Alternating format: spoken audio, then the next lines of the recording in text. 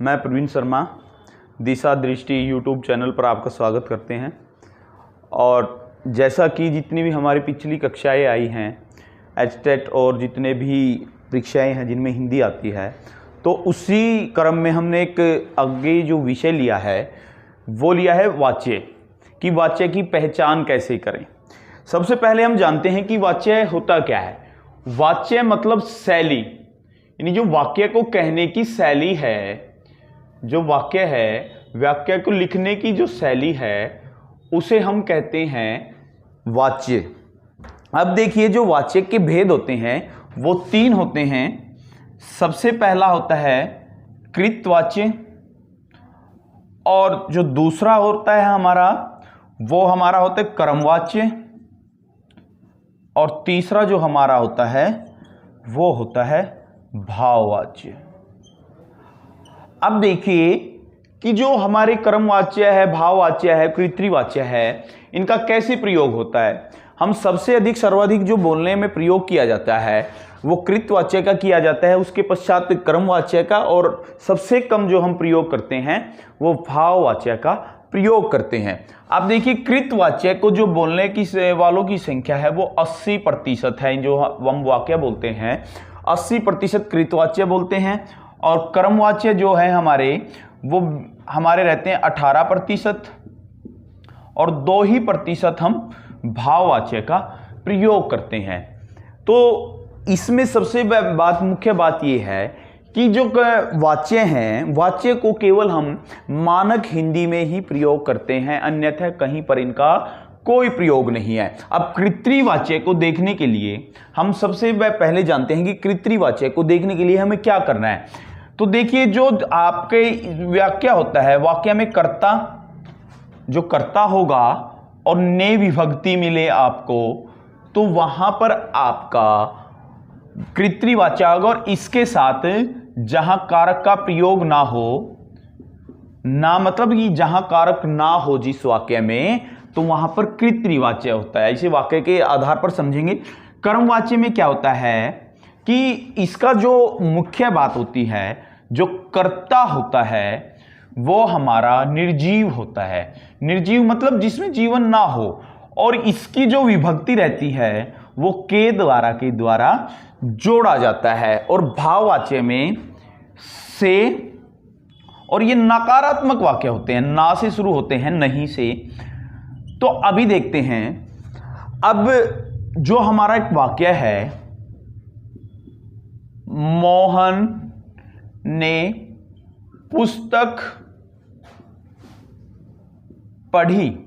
अब इस वाक्य में हम देखते हैं कि जो मोहन है वो कर्ता है, और जो विभक्ति चिन्ह है ने, मोहन ने पुस्तक पढ़ी, तो इसमें जो हमारा होगा वो हमारा कृतवाच्य होगा। हम दूसरा देखते हैं, राम सो गया। अब इस वाक्य में देखते हैं कि यहां पर कोई भी जो है, कोई विभक्ति चिन्ह नहीं है, कोई कारक चिन्ह नहीं है, इसलिए ये जो होगा हमारा, ये भी हमारा कृतवाच्य होगा। अब उसी कड़ी में देख लीजिए कर्मवाच्य। सबसे पहले देखिए, मैं विभक्ति चिन्ह है, राम के द्वारा पुस्तक पढ़ी गई।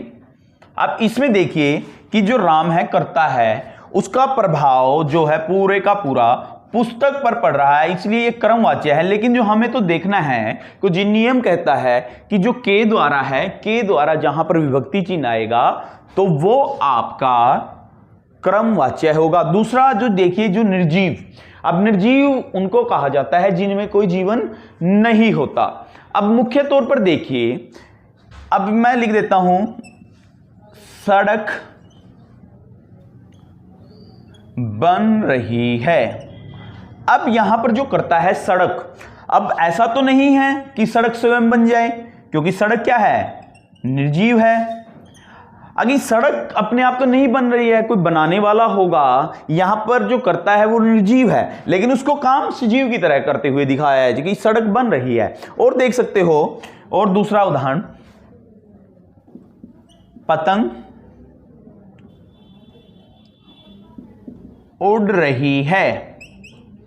अब ऐसा है कि भाई पतंग स्वयं तो उड़ नहीं सकती, स्वयं तो पतंग उड़ नहीं सकती, पतंग को उड़ाने वाला कोई होगा। तो यहां पर निर्जीव कर्ता होने के कारण यह आपका क्या होगा, कर्मवाच्य।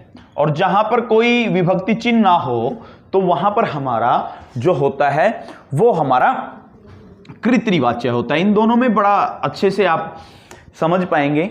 अब रहता है कि हमारा भाववाच्य। भाववाच्य जो होते हैं, पहले भी बताया जा चुका है कि जो भाववाच्य होते हैं वो नकारात्मक होते हैं।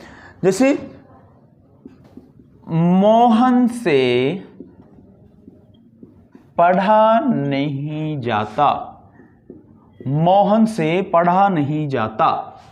अब जिस वाक्य में से नहीं पढ़ा जाता तो वो दिखा रहा है कि भाव, कि मैं ये कार्य नहीं कर सकता, मैं ऐसे नहीं चल सकता, मैं मोहन से उठा नहीं जाता, सीता सो नहीं सकती, वो चल नहीं सकता।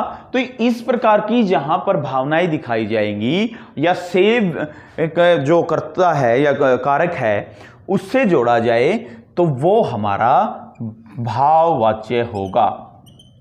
तो इन उदाहरणों के आधार पर हम देख सकते हैं कि किस प्रकार से हम वाच्य की पहचान कर सकते हैं।